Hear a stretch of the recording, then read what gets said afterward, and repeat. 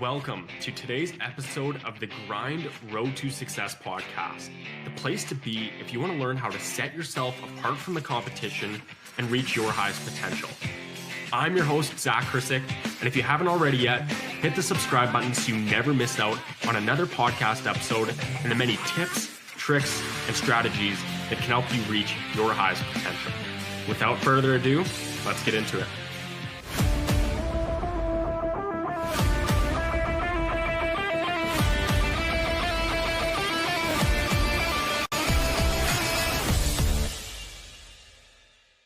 Today's episode is designed specifically for sports parents and understanding the best way to support your athlete in the current sports environment today.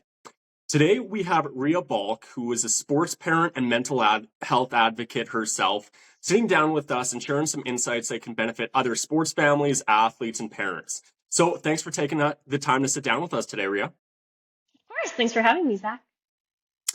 So with everything that's happening in the sports world today, just the pressure young athletes face and the many challenges that sports parents face, I'm curious to learn a bit more about your experience as a sports parent, as a sports family, and what you're noticing happening in the sports environment today.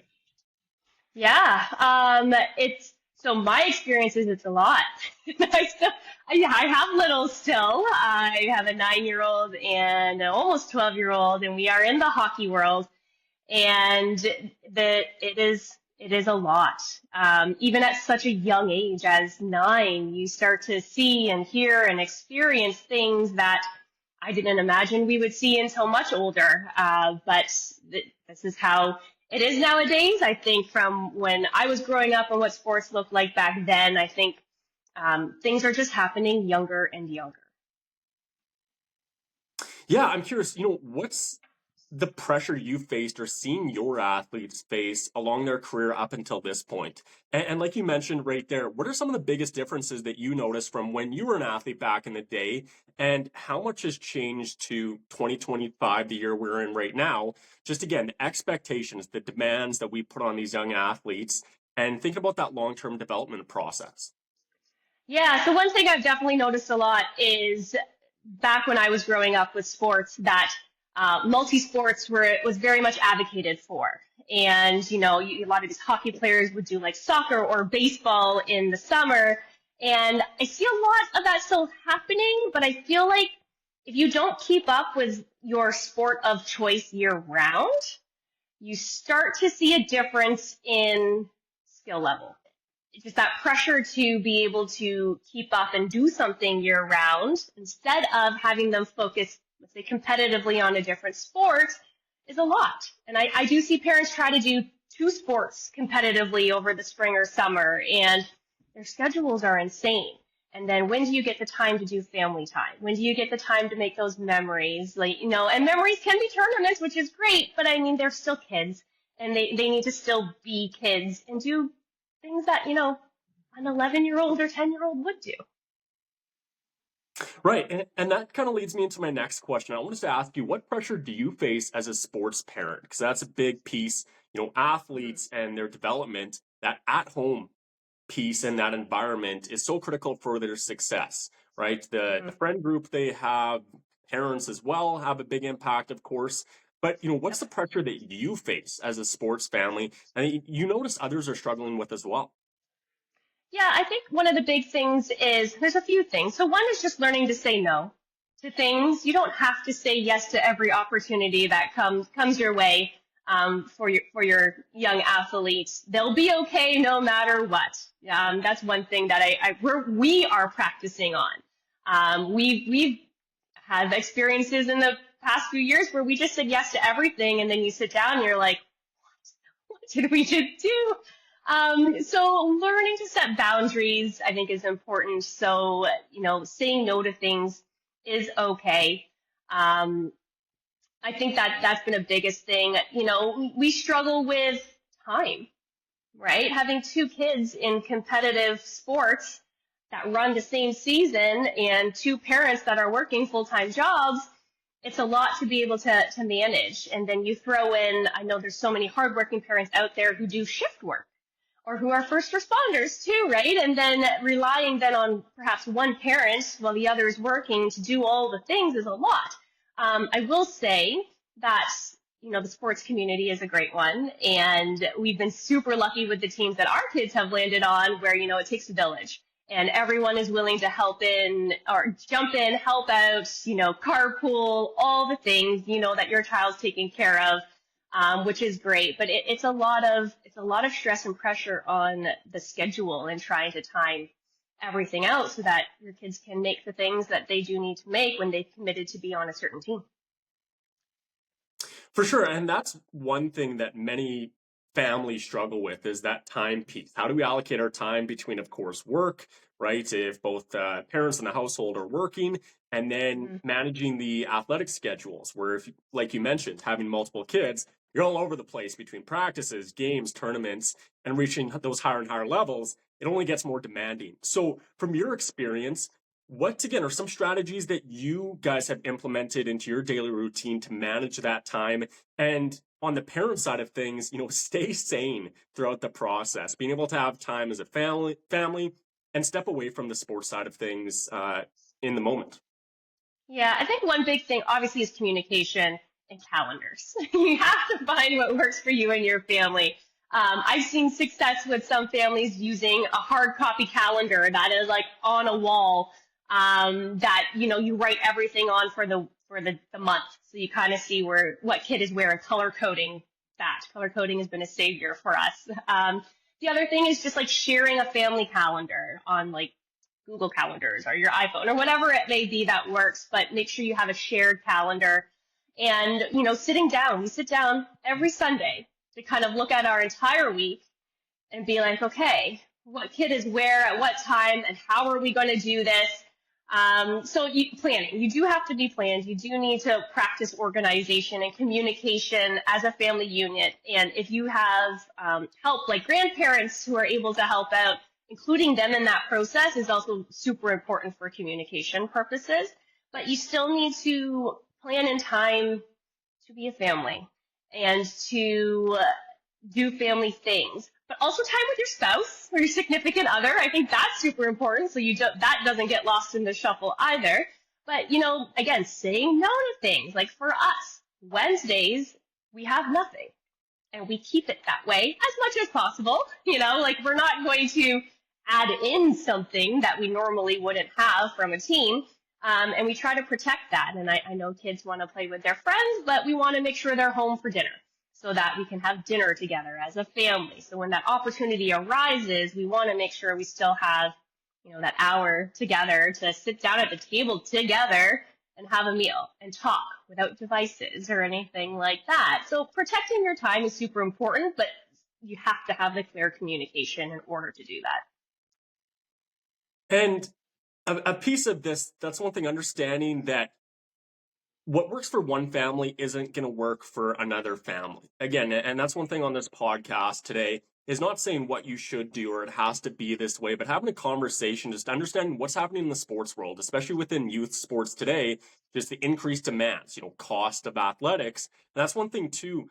How does the cost of athletics affect you as a family nowadays? And what are you seeing happening in the sports environment that's making things, higher cost, whether it be gear, equipment, training, the academy style formats, compared to, the development process where your athletes are actually getting the best results, they're enjoying the process, and they can develop that internal motivation and that drive where they want to continue, compared to being burnt out, where I've seen it numerous times with my friends, myself, other athletes and families.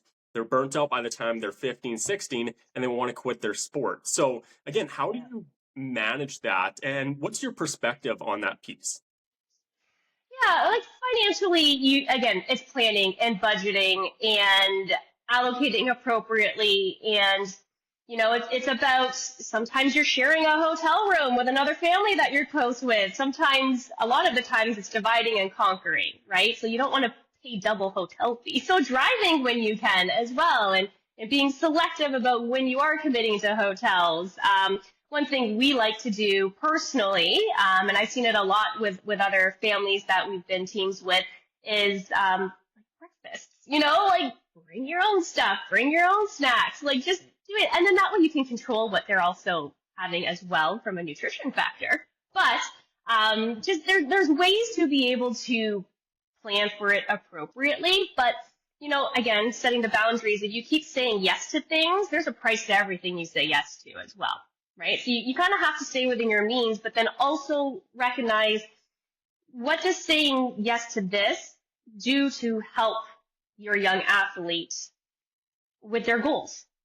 Like where they want to be, or would it be better for them to do some sort of development instead of playing on a team that, has no relevance to their AAA team or AA teams or what level they're playing at, right? So it's about seeing where that money would be best focused for what their goals are. But setting boundaries is super important.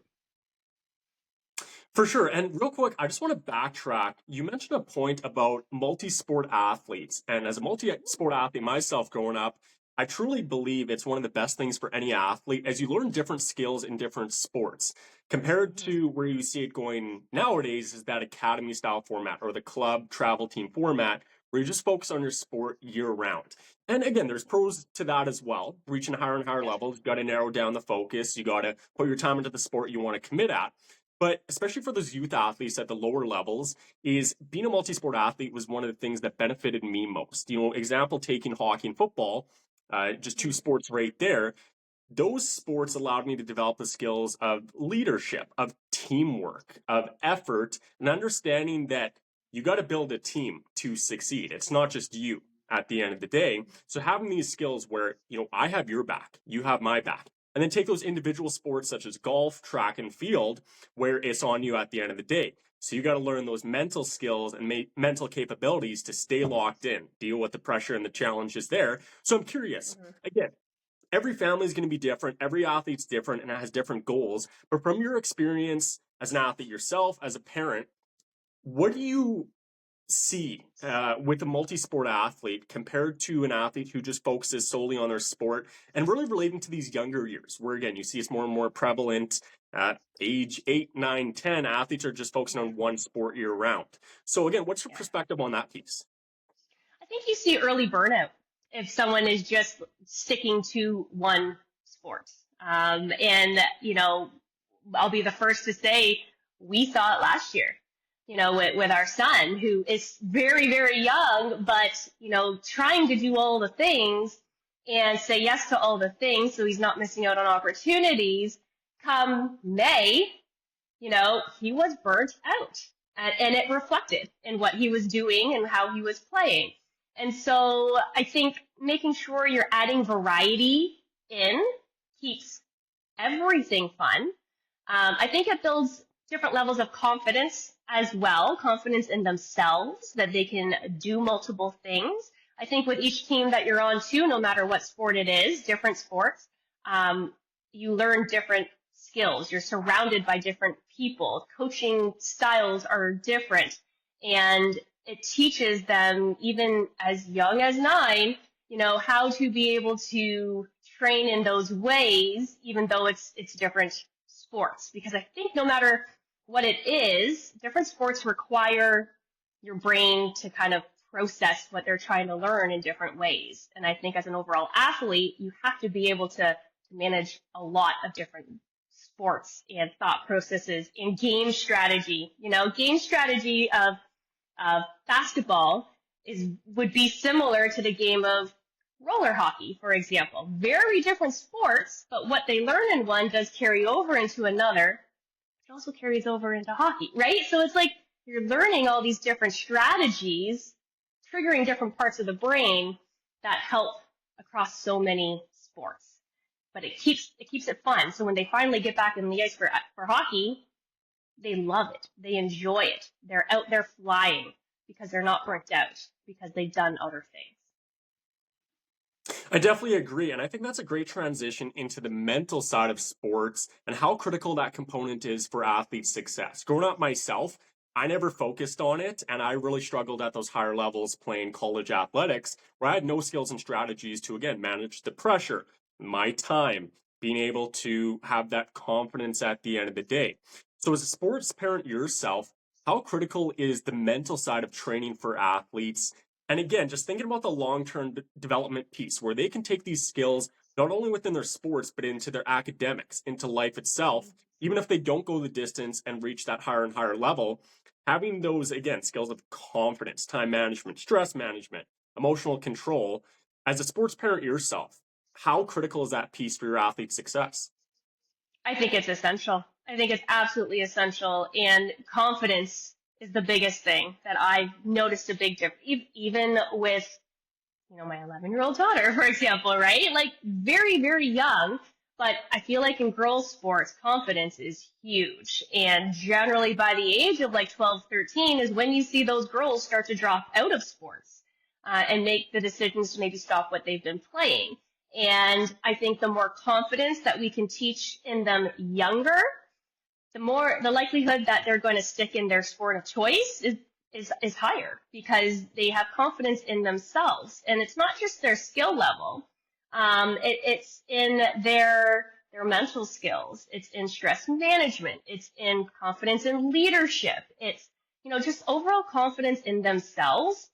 I think they'll stick in sports longer, which is great for them, physically, to stay active. But outside of that, in life, I mean, how important is confidence especially for girls, because that can be a struggle with comparison, right? Comparison is the thief of joy. So teaching them to be confident in themselves, no matter what they're comparing to, is a game changer as you grow up as an adult. But it's not just girls, right? Like boys, confidence is important as well. You can see a difference from the beginning, September with a team versus end of March and beginning of April when teams are starting to wrap up their seasons. You can see the difference in the kids who have gained confidence. They just, when they're doing their sport, it looks like they have control. It looks like they are calm, cool, and collected under pressure because they have confidence in themselves that, they can lead their team and help support their team by, keeping the hope alive and, all that kind of stuff. I think confidence is huge.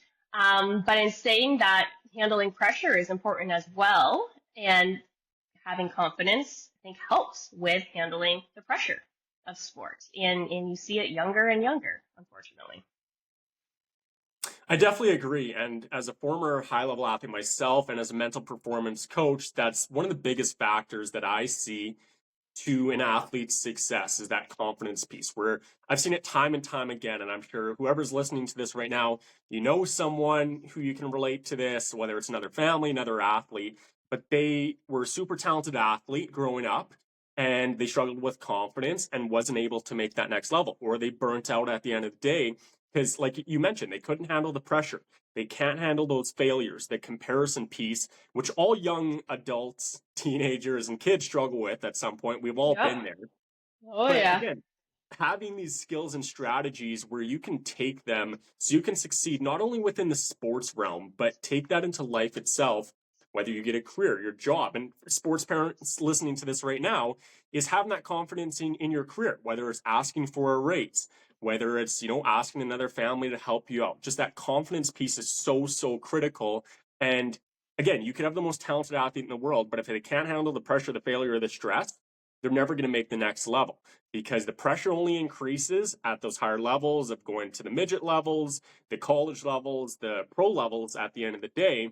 And all athletes can perform physically at those levels. Otherwise, they wouldn't be there. But thinking, what really sets them apart? It's that mental side of the game. And this was something I never realized until later in my career, something I wish I would have focused on way earlier because I would have been able to find way more success and persist through a lot of the challenges and failures that we ultimately face as individuals along our life's journey. So I'm curious, as a sports parent, what do you do at home to help your athletes build confidence? Or what resources do you use to help your athletes build confidence so they can succeed and enjoy the game at the end of the day? Yeah, so I think the biggest thing is, and I've learned a lot from the parent portal at the grind, so that's been very helpful, and we've been going through that. We've also done the confidence module as well. And my kids are young, so I haven't had them do it, but I'll listen, I'll take it in. I'll listen to like the assignments, and then I'll do that with the kids. So we set that side of time. And it doesn't have to be sit at the table and do it. Like it can be during a drive to, their siblings' sport that you can talk about it. I don't like to talk about a whole lot of stuff pre-game or post-game, but what I do like to do is just, to encourage confidence and then ask them, how was it? How did you think it went? What was something you did great? And have them reflect back on it and tell us what they think they've done very well, and that because they're coming out of their own mouths, it builds confidence in themselves, and that what they're thinking is the truth.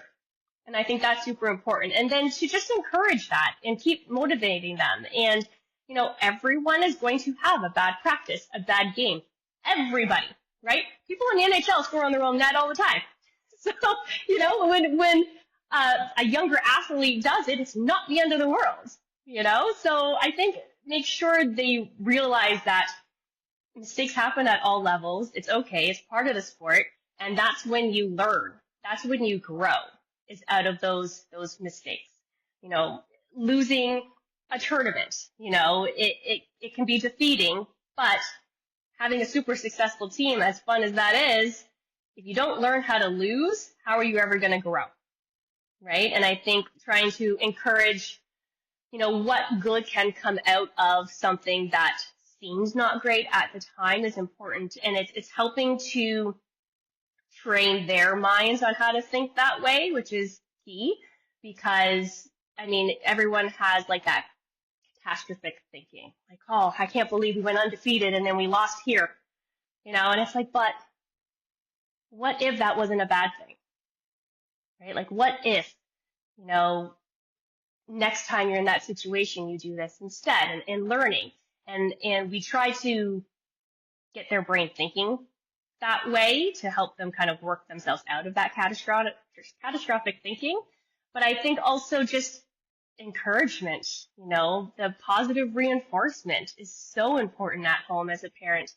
Positive affirmations are huge, a simple saying as you're walking into practice or a game, and just have them repeat that over and over in their head, or have, something written on, tape around their wrist or something, right? Like something like that, techniques that I've learned through the grind.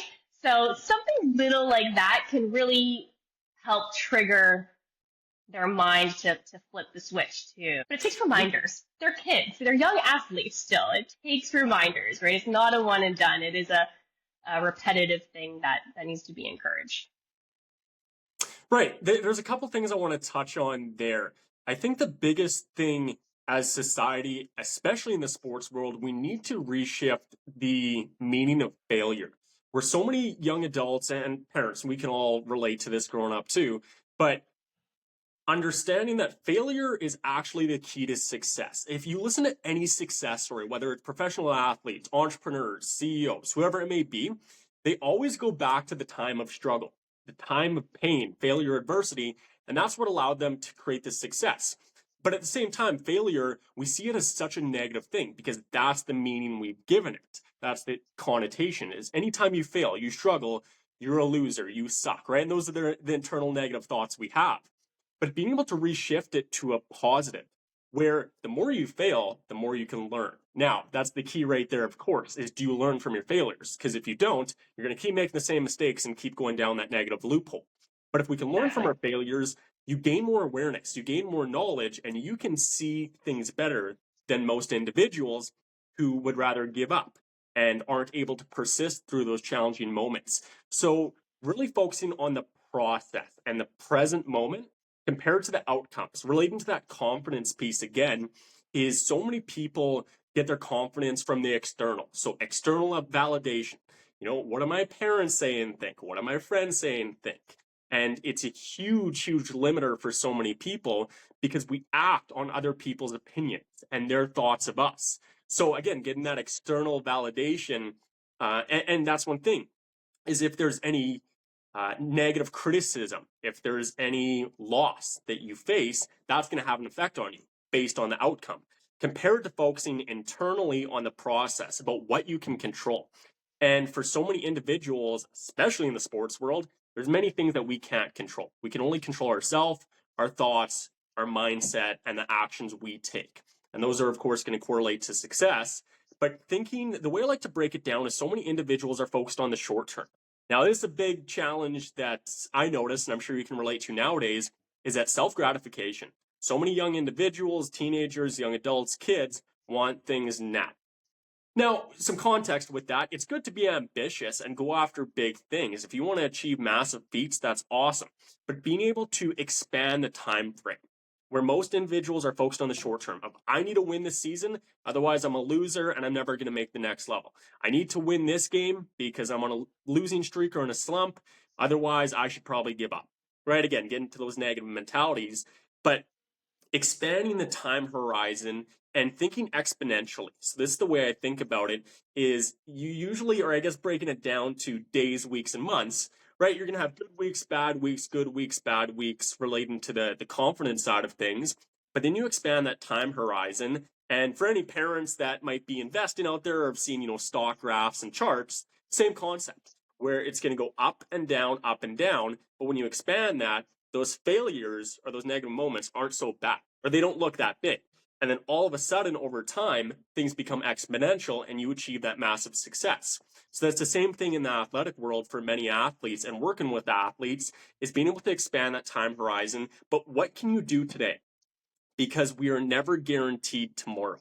So that's the challenge. And one thing my first mentor told me, he said that, Zach, anxiety stems from focusing too far into the future, and depression stems from too far focusing into the past. Now, of course, there's more to it than just that, but that was one thing that really resonated with me. Anytime I was anxious, I was focusing too far in the future about what might happen. What if I fail? What if I embarrass myself? And when I was feeling down and depressed, I was focusing on my mistakes, my failures, the rejections from teams and coaches or whoever. And that's what limited me. So being able to create that confidence internally, focusing on what you can control, and building those small wins every day. And I just think, being able to stack proof of who you say you are. So if you want to become an elite athlete, you got to stack proof to confirm that belief you have. And just tying into that piece right there real quick is that your beliefs have a huge effect on you. As parents listening to this right now, your beliefs have been ingrained into you over years through your parents, through your teachers, through your environment, your coworkers, whoever it may be. And that has an effect on the way you think, the way you operate. So being able to, gain control of those thoughts, stack those small wins, and being able to really, again, expand the time horizon on our children's goals at the end of the day, compared to just focusing on the outcomes, is if you don't win, you're a loser. No, if you fail, there's lots of power in that. And you can learn something that may give you an advantage, allowing you to succeed down the line. Right? So again, I want to throw it back your way and see how that resonates with you and what some of your thoughts are. Oh, absolutely. And you can see it. Your team might lose, but in a team sport, it takes the entire team in order to win. Right? So in saying that, I think it's a good time. You might be sad that you lost, but you can reflect back on what could have you done to make a difference, and in just being able to self-reflect. So for next time, going forward into your next game, right? Not like the championships, 3 weeks away. Your next game, what can you do? What can you input for your team to be able to help make a difference? And it doesn't have to be skills. It can be, if we're down, don't participate in everyone being sad. Be that person to lift your team up and give them encouragement and be like, it's only one goal. We got this. Let's go get one, or whatever it may be. I think that type of attitude has a huge difference on the overall team atmosphere, and is a great sign of leadership. And I think being able to, again, learn from what happened, but not stress about it too much going forward, which, like you mentioned, would induce some anxious feelings. And just looking at, okay, well, what can you do different for the next game? And then shift your focus to that next game or that next practice, because you can't get to the end unless you keep going from game to game to game, right? You don't want to jump too far ahead. You have to just go from one game to the next, reflect, move forward. And we try to encourage that as well. A lot of times it's funny, even in young sports with young kids, there's always that one team that you're like, oh, the kids don't want to have to play them. They're like, oh, we're going to lose. Even 9 years old, right? They're like, oh, we're going to lose against this team. But what do you think makes it so different? Why do you think you're going to lose? And then having them reflect on, well, what could we do differently then to change that outcome? We may still not win, but maybe the goal differential is closer. Maybe you have more successful passes. So those small wins, I think, are super important. One thing that I really like that some teams track is number of pass attempts and number of completed passes for hockey. And although you may have lost a game, let's say you attempted way more passes and completed way more than you did last time you played them, that is a win. And I think that's something that needs to be encouraged and used as a motivator that, okay, great. Next time we play them, it's going to be even that much closer. And I think it's important to be able to not sit in we're always going to lose to this team. It's about how are you improving every time you play that team. And I think that's a huge mindset that takes a lot of work to do. It requires a lot of encouragement by parents because kids listen to everything. Kids hear it all, right? So they hear what you're saying about the other teams. They hear what you're saying about teammates. They hear what you're saying about, kids are smart and they can feed off of that. And I think that's why as a parent, it's so important to make sure we're saying encouraging things and motivating things so that our children bring that into their locker room. For sure. I definitely agree there. And I think it's finding a balance between pushing your athlete to their highest potential, but also that support. And every athlete's different. So some athletes need more support than the push. Some athletes really need that push compared to the support. So again, it's just finding what works for your athlete at the end of the day, but being able to persist through those moments. As parents, all of us understand in life is, first off, it's not easy. It's not designed to be easy. It's never going to be easy. But being able to set your athlete up for that long-term success, whether they want to make the pro levels at the end of the day, whether they just want to have fun in their sports and succeed in a career down the line, but being able to set them up to face those challenges head on and have proactive methods and strategies compared to just going into it, hoping for the best and having no clue to handle those situations.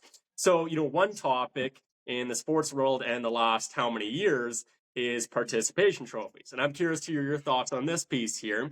But the way I like to think about it is, a quote is, an easy road always leads to a hard life, and a hard life always leads to fulfillment. And I'm sure many listening right now can relate or resonate with that point there. Because the true piece of fulfillment isn't by doing the easy things or what we want to do. It was by doing those challenging things and overcoming it. And that's where the confidence is built from. Saying, wow, this was difficult, this was tough, but I accomplished this. I'm so proud of myself, even though we might have not gotten the outcome we desired. So being able to really instill that in the youth and the athletes nowadays is so critical, because given a participation trophy, it doesn't really do any good at the end of the day, because you're just instilling, again, that not necessarily negative behavior, but not accomplishing anything. And when you step into the real world, when you're in a career, you don't get participation trophies just for showing up and doing the bare minimum, right?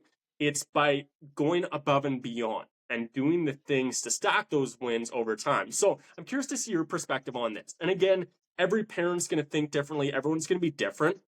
But if we can instill that failure isn't necessarily a bad thing. Challenges are how you grow. Don't run away from them. Face them head on. Now, we've got to have the skills and strategies to overcome that, and that's why mental training is so critical. But what are your thoughts on that component there? Yeah, I'm personally not a fan of participation medals or trophies. there was when my, very, very young, they learn early, all I have to do is show up. And then at the end of the season, I'm going to get a medal. No, that's not how this works. Like you actually need to put out effort like in life to earn any type of reward, right? Like you don't get a bonus at work just for showing up every day. You don't get a raise just for, like, that's not how this works. You have to work hard and be dedicated to what you're doing in order to be rewarded. And I am a firm believer that, at tournaments, I've heard where you go far away for a tournament and people are upset when they don't make it to the finals and they come home with nothing. It's like, well, that's how it goes if you don't get to the championship. So I think it's important to reward hard work. Sure, I've seen people get like lanyards, like all of these places give little goodie bags when you go to things, and I think that's fair. But I mean, people equate trophies and medals to a success of an individual sport or success of a team, and I don't think everyone needs to get one of those. I think they can get their goodie bag. Thanks for coming out. Thanks for signing up for this tournament or whatever it may be. But I think the hardware should be for those teams that earn their way there to the end. For sure, 100%. And, one thing I wanted to kind of talk about, this is directed to, of course, the sports parents listening right now. This might resonate a lot more compared to the athletes who may be listening to this. But I like to live my life by the saying memento mori, which means remember your death.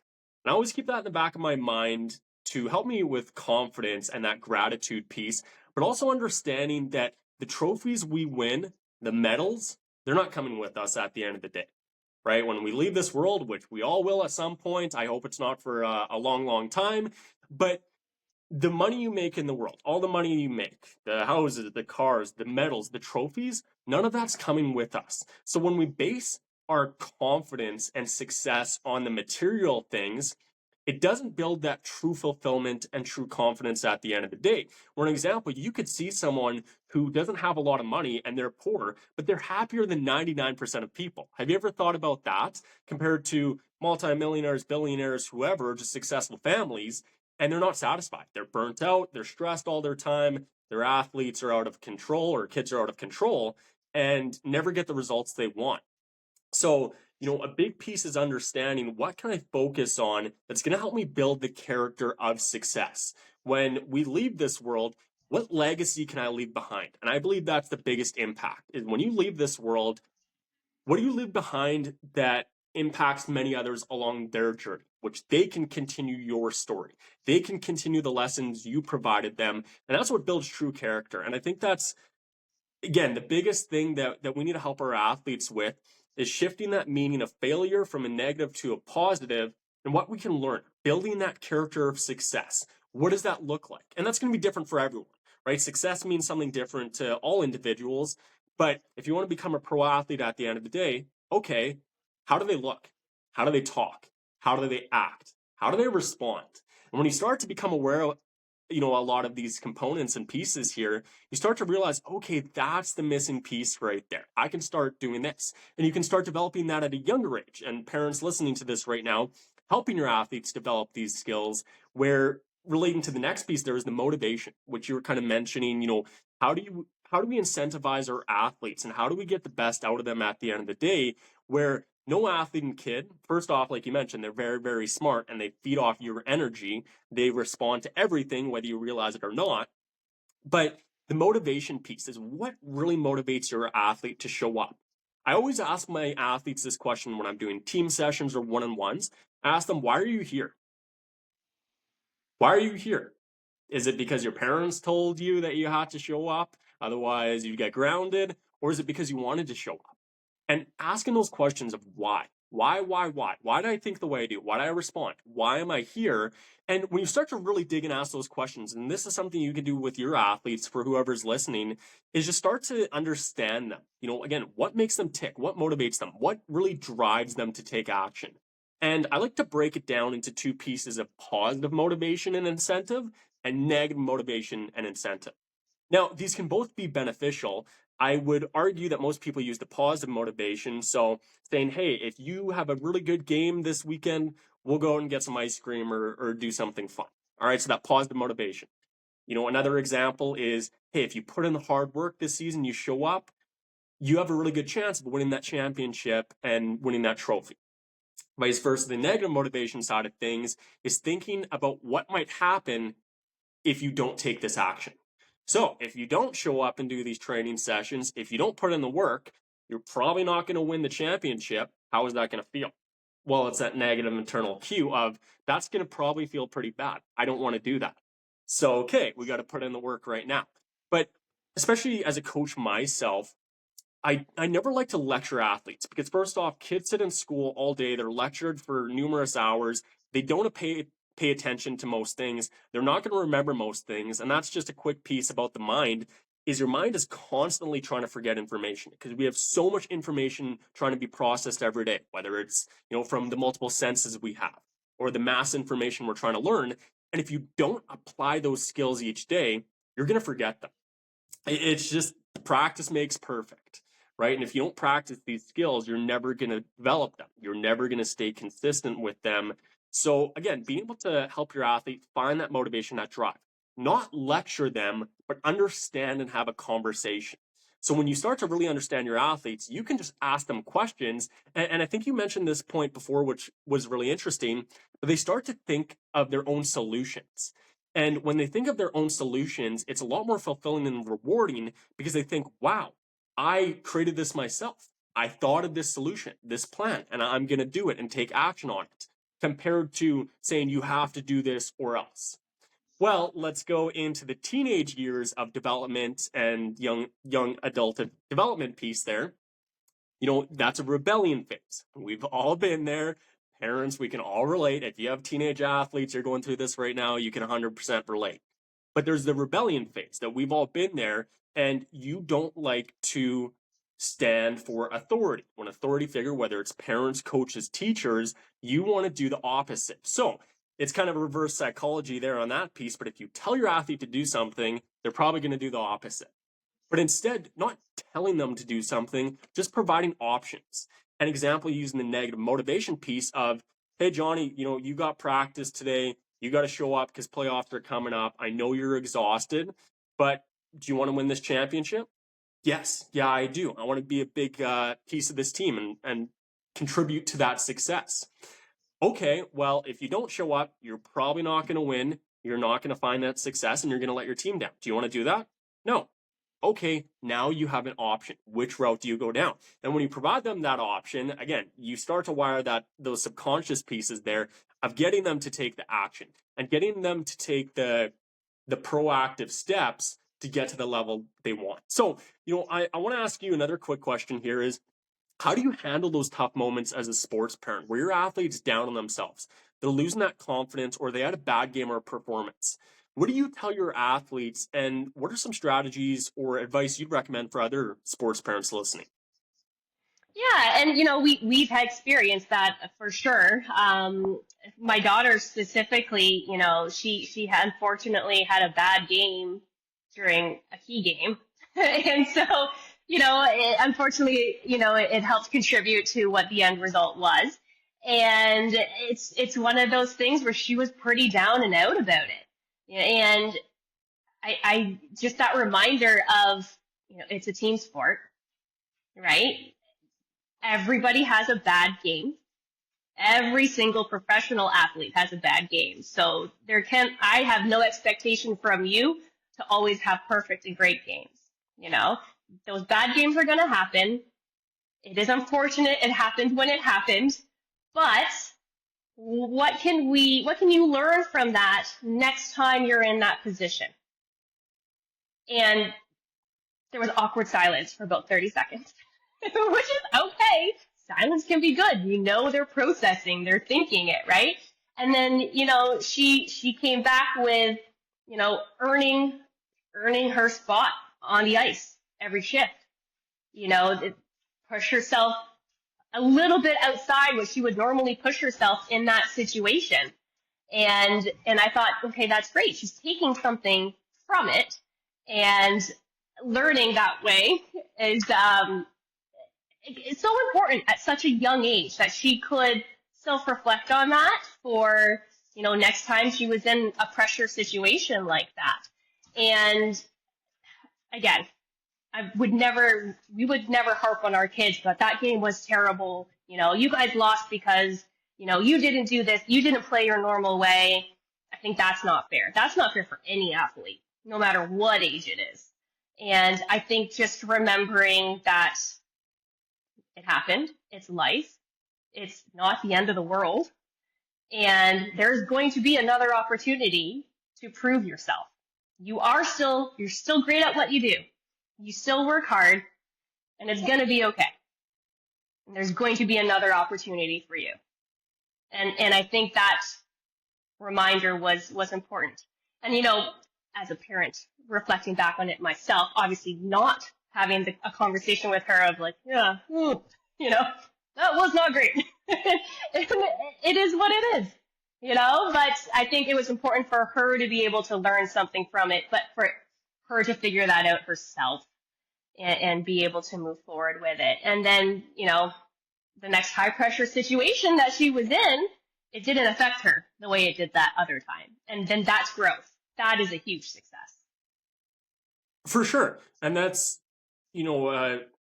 one thing that is such a big impact on these young individuals and young adults, when they find those solutions and create them themselves, that's so fulfilling and rewarding, thinking, I did this myself. Even though it was difficult, I found a way to succeed.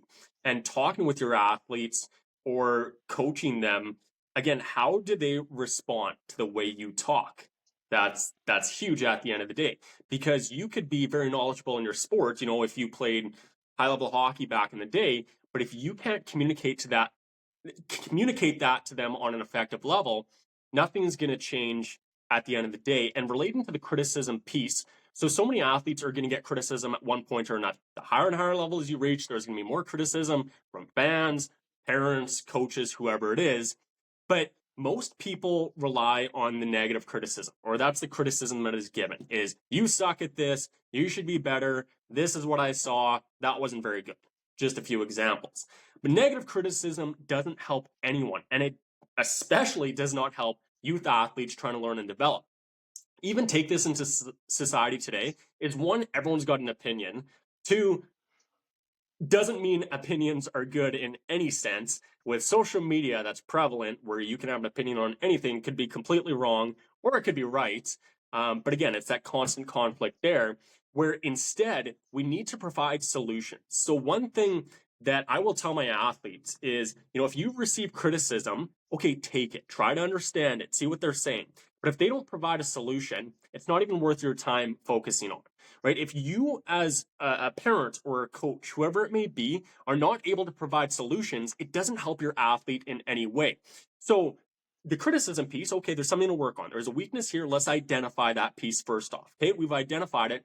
Now what do we need to do to create the solution and bridge the gap between where they are right now and what they want to achieve at the end of the day? So in every piece of criticism, identifying that weakness, hey, here's something you can work on, but providing a solution. This is how you can do it. Or even better, provide them a few different options where they can pick and choose what works for them. Because again, what works for specific sports families and athletes might not work for you and everyone else. You got to be able to create and choose your own game plan, because every athlete's different, the way they're wired, the way they think. But really breaking it down, saying, this is the problem, or this is a weakness, this is something I noticed you could work on. Now, here's the solutions. I'm going to let you decide. You choose what's going to work best for you. Now, it's going to take time and practice to develop these skills, but when you give them the option, now they feel like they're in control and can make decisions, rather than being lectured as, you have to do this, you suck, get better, or else. It's just like, well, that feels kind of crappy. I really don't want to do anything you just told me. And that goes again, parents, teachers, coaches, whoever it may be, we can all relate to this piece. But I'm curious, what do you believe sports teams, academies, schools should integrate into their training and development to really help not only athletes, but young kids, teenagers, and young adults develop the skills so they can succeed later down the line and find fulfillment in whatever they do at the end of the day? Yeah, I think there's so much opportunity there. Definitely in mental skills training, mindset. I think mindset support is huge. We've all run into people who have either the glass is half full or the glass is half empty mindset. And I think teaching them young on how to have that glass is half full mindset only leads to a more fulfilling and happier life, outside of sports. But having that glass half full mindset just leads to, I think, more success and just a happier life, which is a success. That's what everybody wants, right? So I think some mindset training would be huge when it comes to that. I think visualization and meditation would be very helpful. I think that's so important for athletes to do, but I think even as grown adults, that are not professional athletes, it's important to have practice meditation and visualization, and the mind is a powerful thing.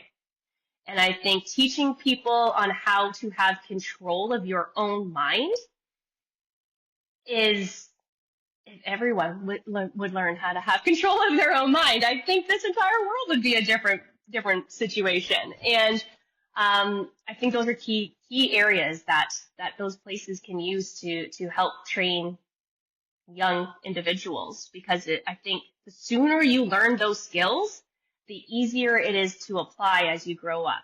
It's hard to teach an old dog new tricks, but if you can teach them young, right, it's something that becomes habitual very quickly, because it's easier to learn things when you're young, and then it can stay with you forever. Right, and that's one thing. As we get older, those beliefs get hardwired, a lot thicker, or they're a lot more solidified compared to the younger age, where you're a lot more creative. You are learning things. And that's one thing, as a human being, you should always be learning, right? Is if you say you know everything and you know enough, you're not even close, right? You are so far away. But that's one thing, being a self-learner, where if you provide young adults and athletes the skills to be curious, learn about things, anything, whatever they want. And it's never been easier with the online world, where on that piece right there, lots of people see it as a negative, which, yes, there are negative components to it, that comparison piece, getting caught in that trap. But it's actually a massive tool. But again, the way I like to think about it is, in life, there's duality. There's no good, there's no bad. There's no positive, there's no negative.